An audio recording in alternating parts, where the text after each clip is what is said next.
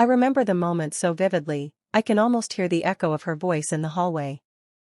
It was 2 days before Easter, and I'd just arrived at Tamara's house, luggage in hand, answering my parents' request that I not spend the holiday alone. My suitcase wheels squeaked across the marble tiles, announcing my presence far too loudly. I tried to be discreet, but Tamara's voice carried with effortless volume.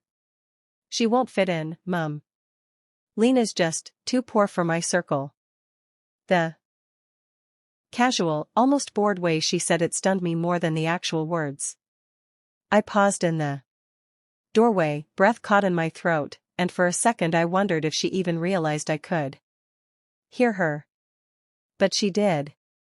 She glanced at me over her shoulder, that impeccably made-up face not betraying a single hint of guilt or hesitation. There was an uncomfortable silence before she added, "It's not that I hate her, she's just not a match." I forced a small, breathy laugh. Because laughter was the only barrier between my pride and my tears. Hearing your own sister dismiss you so categorically is a gut punch that never quite lands in a predictable spot. Tamara has always been the radiant one, the child you couldn't look away from in family photos, the one who lit up every holiday gathering with her big smile and her bigger personality. Our parents doted on us both, but she craved the spotlight and was rewarded for that craving.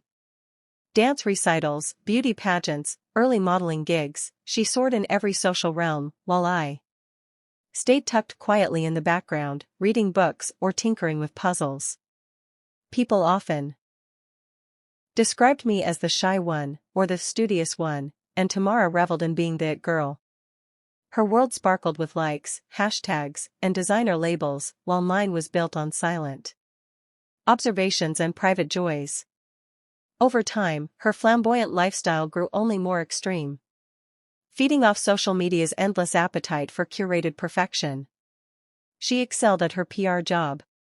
Not because she deeply understood branding, but because she was a brand in and of herself. Glamorous, magnetic, forever the center of attention. I, on the other hand, was comfortable staying out of any spotlight. After college, I worked a string of finance positions, quietly learning the ropes of stock investment and wealth management. Tamara never showed the slightest interest in my world, or in me, really. When Mom and Dad announced they'd be spending Easter on a Mediterranean cruise, I thought nothing of it. They had been planning that trip for years.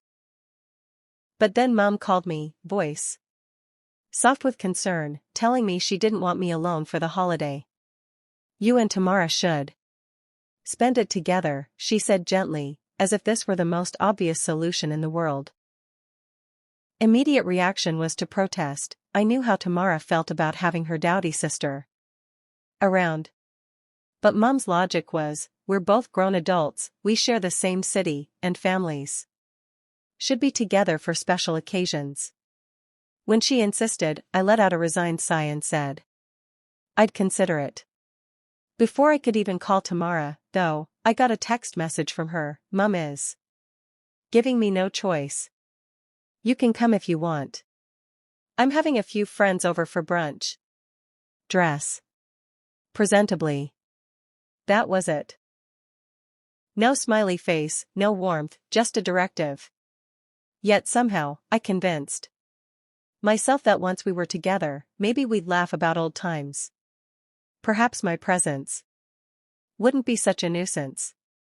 That hope lasted until I actually walked into her house and heard her scathing critique.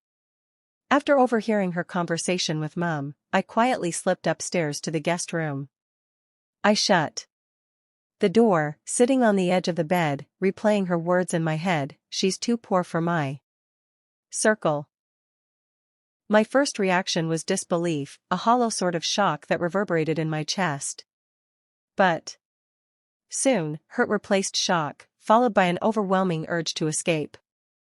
For a moment, I considered just leaving, catching a cab home, ignoring Mom's request altogether. Yet a flicker of pride held me back. Why should I hide from Tamara's insulting view of me?